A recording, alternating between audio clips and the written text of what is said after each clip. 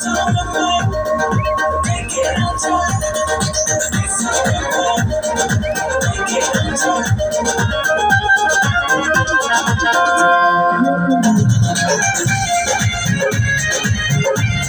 मैं आई सुहाग वाली रात रे, उसने चुम्मा से किया शुरुआत रे।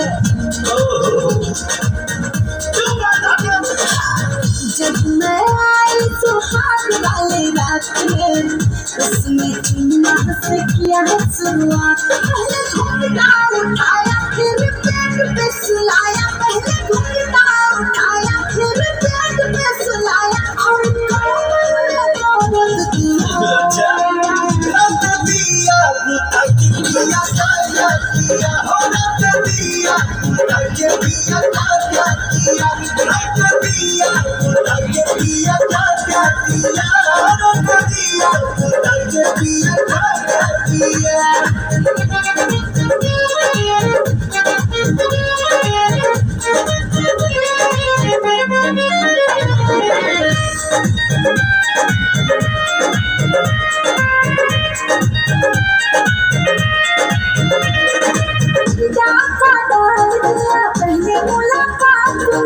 कैसा कैसा फील हुआ आधी आधी रात में, कैसा कैसा फील हुआ आधी आधी रात में,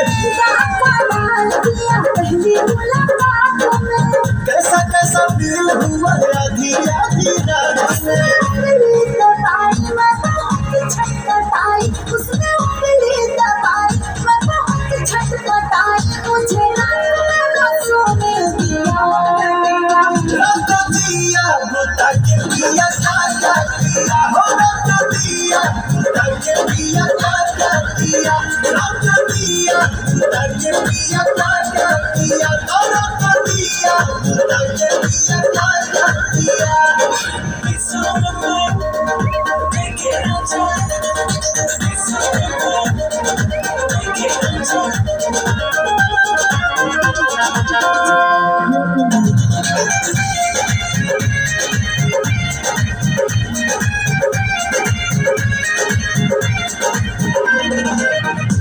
झकझोरी में तोड़ दिया चोरी, हमको बता दे रानी क्या थी मजबूरी, हमको बता दे रानी क्या थी मजबूरी।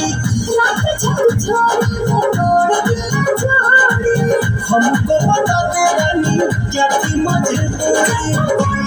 लगाया मेरा दिल घबराया, जब कुंडी लगाया मेरा दिल घबराया, तो